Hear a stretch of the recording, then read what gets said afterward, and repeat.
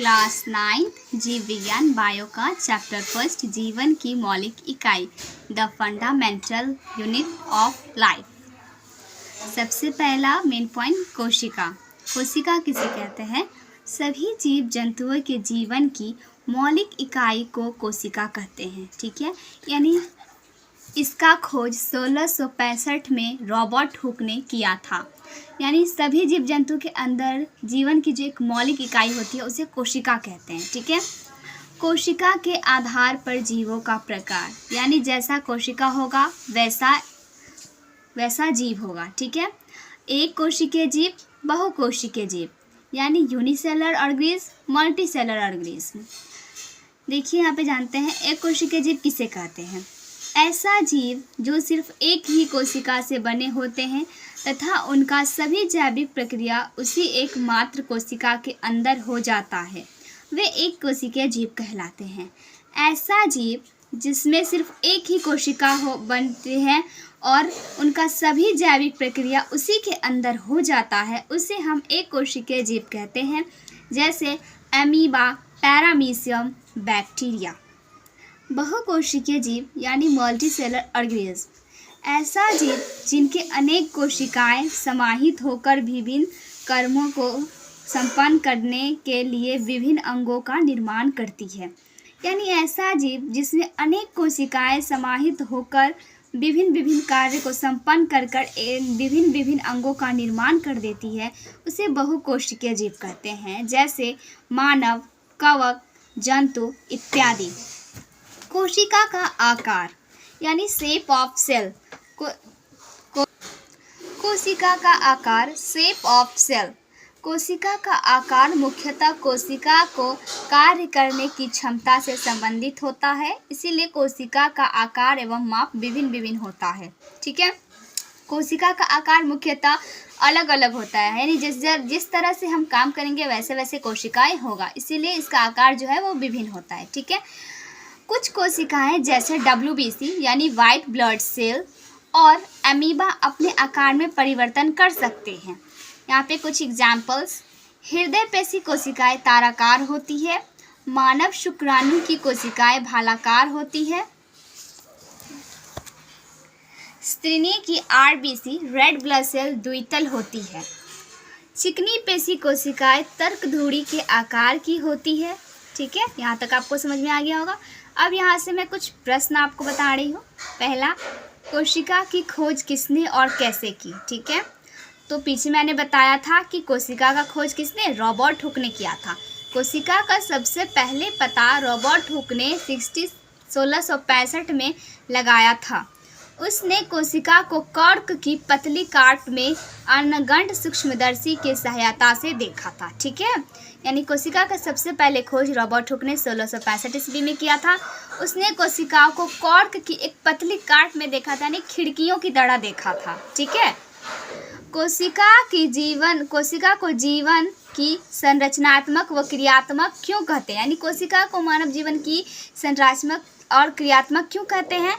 क्योंकि सजीवों के जीवन की मूलभूत कार्य कोशिका के द्वारा ही किया जाता है। ठीक है, और इन्हीं एक कोशिकाओं के मेल से सजीवों का निर्माण होता है। ठीक है, यानी देखिए सजीव के लिए कोशिका बहुत ज़रूरी होता है, इसीलिए उसके बिना हम कुछ नहीं कर सकते, इसीलिए मूलभूत कार्य कोशिका के द्वारा किया जाता है और इसी एक कोशिकाएं से सजीव के जीवों का निर्माण होता है, उसे इसीलिए कोशिका को संरचनात्मक और क्रियात्मक कहते हैं।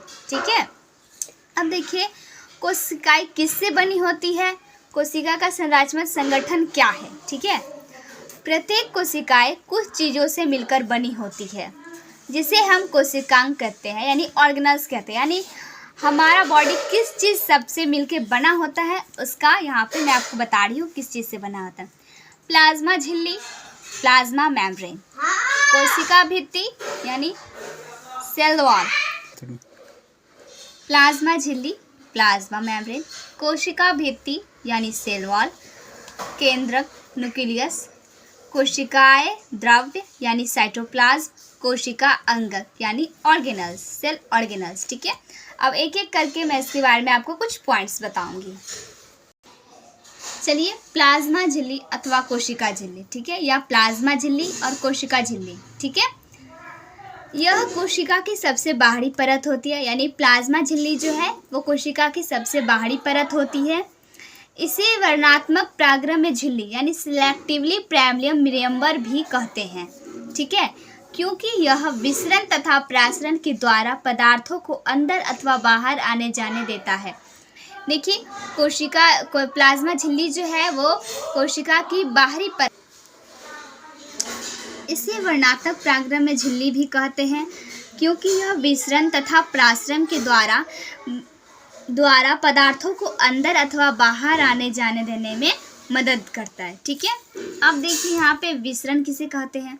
विसरण मीन्स डिफ्यूजन, ठीक है, किसी तरल पदार्थ का उच्च सांद्रता से निम्न सांद्रता की ओर गति को विसरण कहते हैं, ठीक है। जैसे देखिए, कोई तरल पदार्थ है, उसका सांद्रता जो ऊपर से जो उच्च से यानी ऊपर से गिर के नीचे की ओर गति में जाता है उसे विसरण कहते हैं। जैसे कोशिका द्वारा पर्यावरण से CO2 तथा O2 गैस का आदान प्रदान, यानी हम क्या करते हैं, CO2 छोड़ते हैं और O2 लेते हैं, ठीक है, वही गैस का आदान प्रदान क्या हो गया, विसरण कहलाएगा, ठीक है।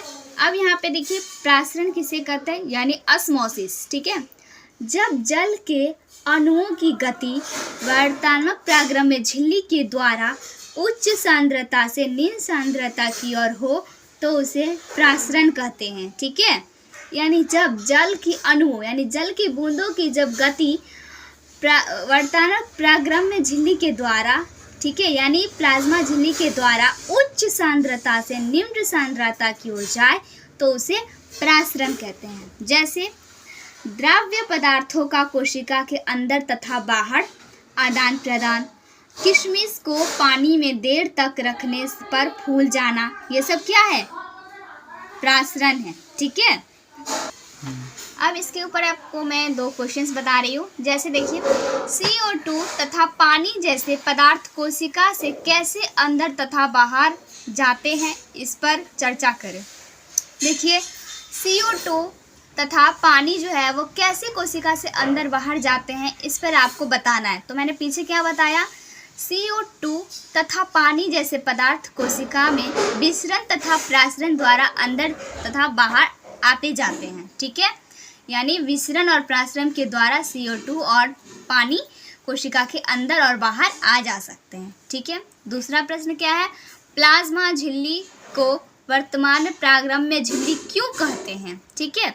तो प्लाज्मा झिल्ली को वर्णात्मक प्रागम्य झिल्ली इसीलिए कहते हैं क्योंकि यह विसरण तथा प्रासरण द्वारा पदार्थों को अंदर तथा बाहर आने जाने देता है, ठीक है। आपसे अगर कोई पूछ ले तो आप ये बता देना कि प्लाज्मा झिल्ली को इसलिए वर्णात्मक प्रागम्य झिल्ली कहते हैं क्योंकि यह विसरण तथा प्रासरण के द्वारा पदार्थों को अंदर तथा बाहर आने जाने देने में मदद करता है, इसलिए हम इसे वर्णात्मक प्रागम्य झिल्ली कहते हैं।